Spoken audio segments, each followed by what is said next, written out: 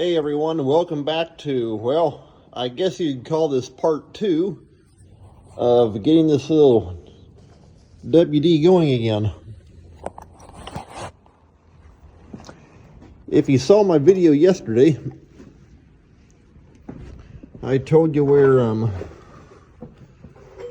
how I had trouble after putting gas in the gas tank, and it had sucked a bunch of junk right down into the gas line draw. A lot of sediment stuff out of the gas tank.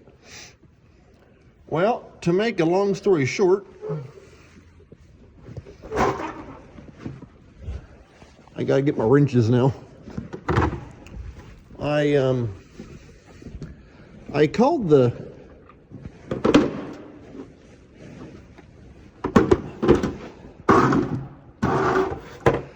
I called the guy that I had rebuild this carburetor and told him the trouble I was having about how getting it to run, and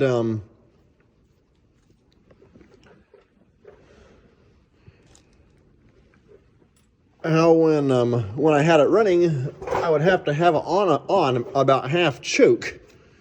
And he said that most likely what had happened was it had drawn that junky stuff out of the tank. And like I say, I saw where this screen in the sediment bowl had it wasn't seating just right, and it had drawn some of that junk around that screen down the gas line and right into the carburetor. And he said that there's he called it air bleed holes inside here. You got to take this top half off, separate it right there, and get that all cleaned out. And well,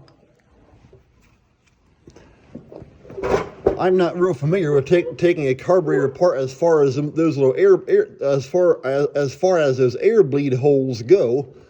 And so I took it off yesterday, and this morning I ran it up to him, and he popped the top off and then showed me where the little holes are, and including taking this little bottom check valve out and cleaning that little port out, and then there's a few underneath here. Well, once I saw where he was talking about, I soon realized why you can't just explain over the phone where all those little holes are. And so, but we did, once he got digging into it, it only took him about 5 minutes, and so that's not too bad. But once we started digging down into it, one of the main holes was plugged. And so hopefully that was the cause of all my trouble. And so we'll get the little lock washers dropped on, and I'll pop that little jam nut up on top of these little studs, and that should have it. Come on.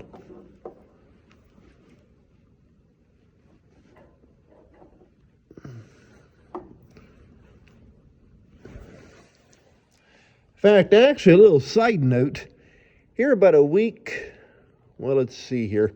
Today's Saturday. Here about a week and a half ago, I think it was, somebody that my dad knows up east here a few miles,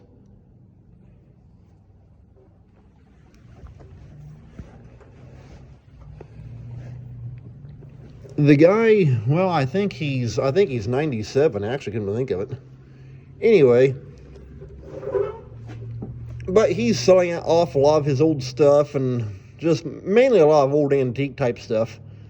But he has an old Farmall 560 narrow front tractor, and so here about a week and a half ago, we ran up to take a look at it. And it's like an online auction deal, and where you put a bid onto it, and the auction runs, I think, from what it said online, I think, if I'm reading it correctly, that the auction runs for about another 10 days. And right now the bid is up to $525. Last I saw, I don't know, it might be a little bit higher. And so I'm going to keep an eye on that. And depending on what the bid does, if it stays at $525, I might wait till about the last minute and throw a bit of a $550 onto it and just see if I can get it. However, if it keeps going up, I'm not going to bid on it because, for one thing, the tractor needs new back tires, and right there you can pop $1,500 pretty fast.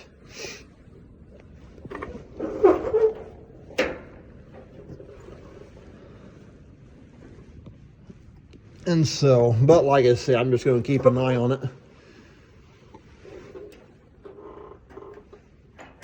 And just see what the bid does. I mean, it's a neat old tractor. Nothing in particular super special about it. The one drawback that it does have is up here by the steering wheel.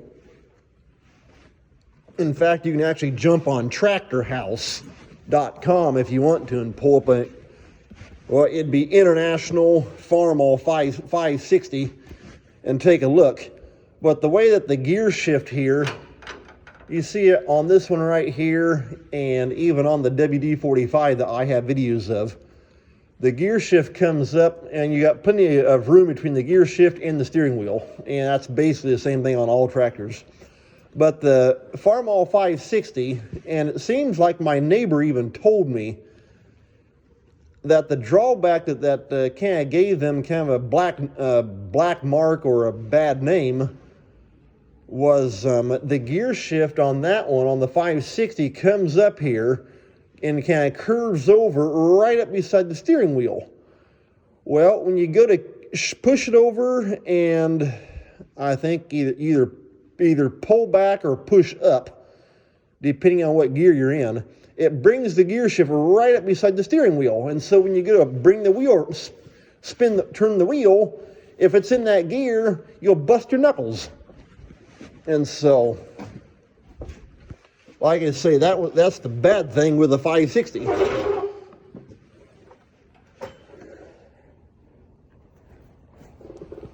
And so, now something like that, what I'd like to do is probably, unless I decide to keep it, if I get it for a decent price,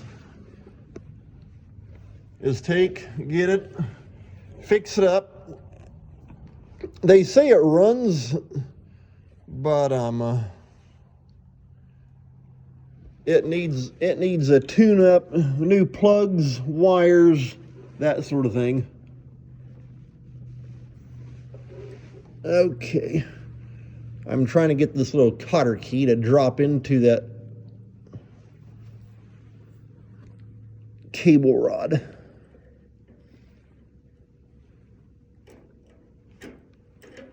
But like I say, if I get that thing for a decent price, what I'd like to do would be a take and, well, like I say, unless I decide to keep it,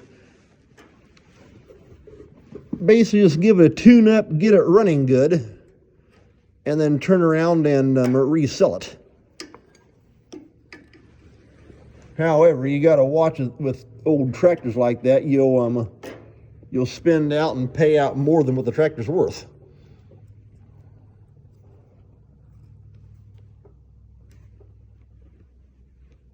Okay, come on.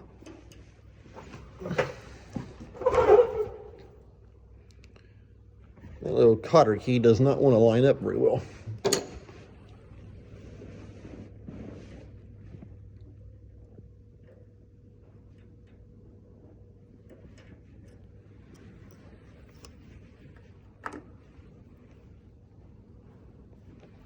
Maybe if I instead of using that plier, I do with my fingers. Come on, let's go.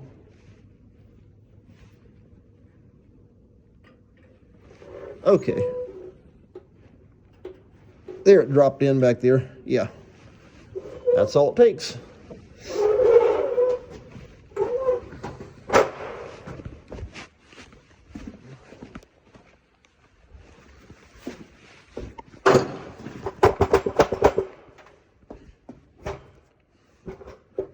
Seems like in the cold weather, my little shock absorber in the seat wants to hang and freeze up. Here it is, kind of toward the end of March, and it's about 32 degrees outside. Even got some snow flurries coming down.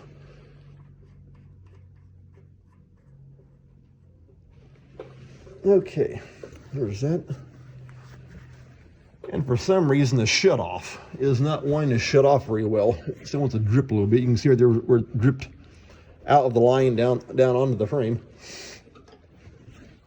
And so let's take and we'll tighten up these mount bolts. Come on.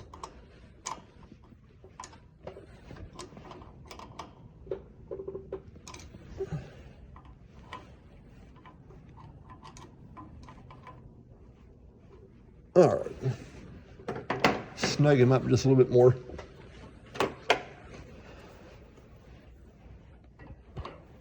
And so, like I say, who knows? Maybe I'll get me a 560 here in time. But I'll keep an eye on the auction. Like I say, if it starts getting up around the $800 mark, yeah, I'm not even gonna bother messing with it. Because then it's just not worth trying to fix up, and then try to resell it. Like I say, if I want to. I don't know, these little old tractors, they are kind of fun to have. And so, it's almost kind of like drugs. Once you have one tractor, you just got to have one more. And so,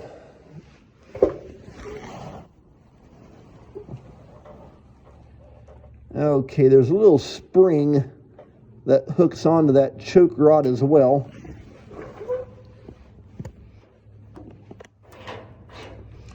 And basically, I think what it does is it helps to keep the choke pulled open. That way it can't, any kind of like vibration through the field, for example, or driving it around, it slowly can't begin to work this back down and start closing it. It just keeps it pulled open. You gotta pull it closed, start, then push it back open.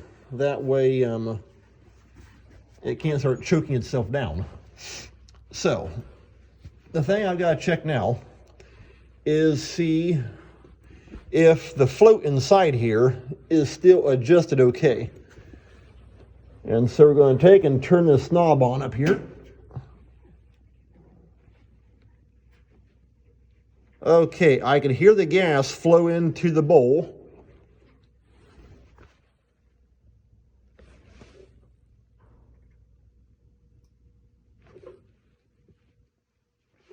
If it begins to drip out right here, out of this air draw, and I've had to do it before, you gotta take this bowl off, take these 4 little top screws out, and take the bottom half down, and then take and kind of bend the little floats down just a little bit. That way, when they come back up, it'll push the needle valve farther up into the seat and actually shut the flow of gas off. And so far, I'm not seeing anything coming out right there, so we'll let it sit there for a little bit.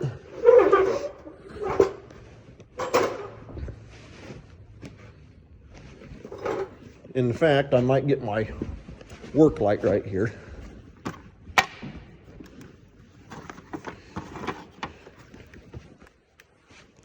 Like I told Dad earlier, a year ago, we were already out doing field work because it warmed up nice and everything, and we were rolling. Now, just the opposite. Now we're freezing. At least I am, anyway. But then again, I get cold. It don't take much for me to freeze.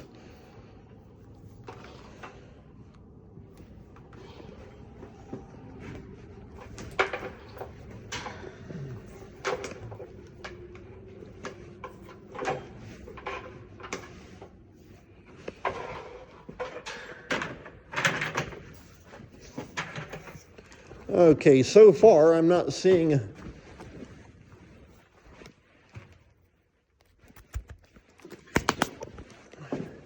anything drip out of the air draw, and so hopefully that means the needle valve shut down, which is what you want. Okay, and just looking back in there, it's all dry, which is what you want also.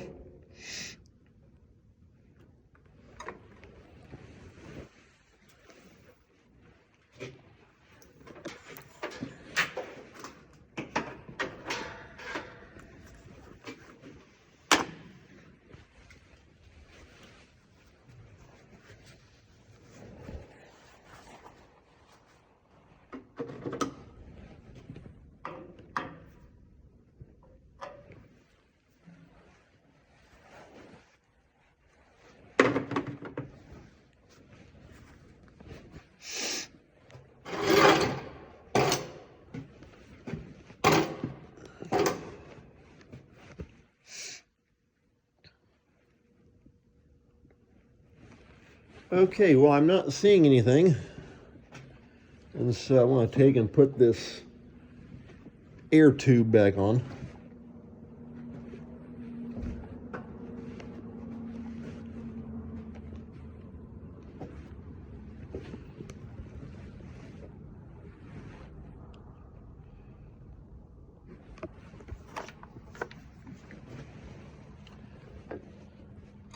Okay, so far it's still dry inside there, and so he didn't really mess with the float itself, and so if everything's still the same, it should be just set like I had it before. So it'll come up, shut the flow of gas off, and be good to go. So I'll put this little tube back on. Oh boy. It's so cold it don't want to bend. Try and get the dumb thing seated in there.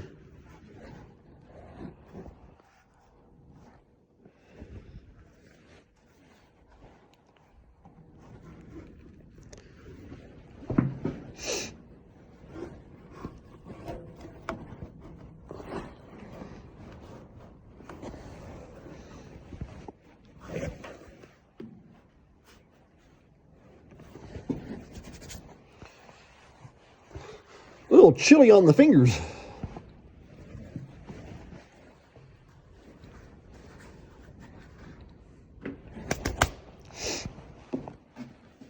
Okay, the gas knob is turned on all the way.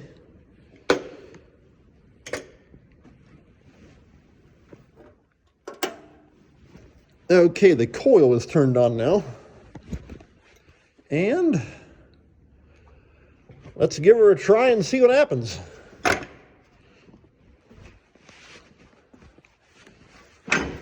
Okay, we're in neutral.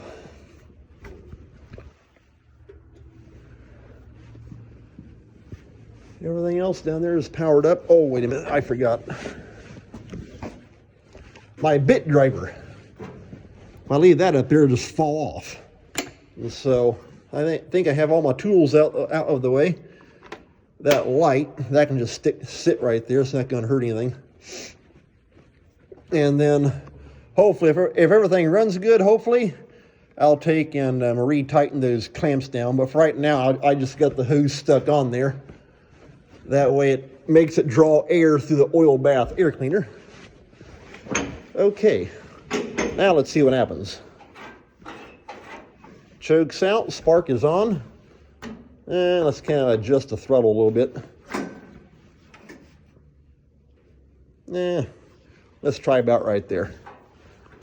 Okay, here we go.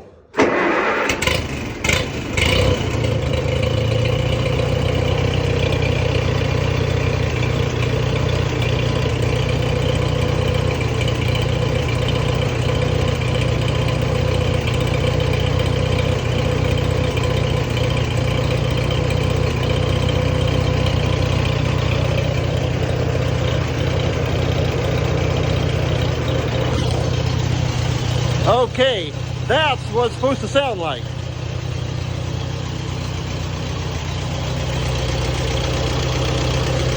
So far, running good.